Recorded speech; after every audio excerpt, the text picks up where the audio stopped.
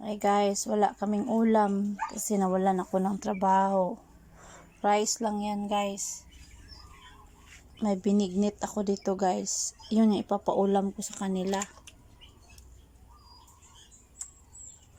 Matamis naman to pero wala akong choice. Kailangan kong gumawa ng diskarte. So ako guys, ito din yung pagkain ko. Maghanap ako ng opportunity today. Saga lang sa buhay guys. Ganun talaga ang buhay, may mga pagsubok. Thank you for watching guys. Yan guys, sinahalo ko lang sa kanin yung binignit. Yung pinakabali ulam nila.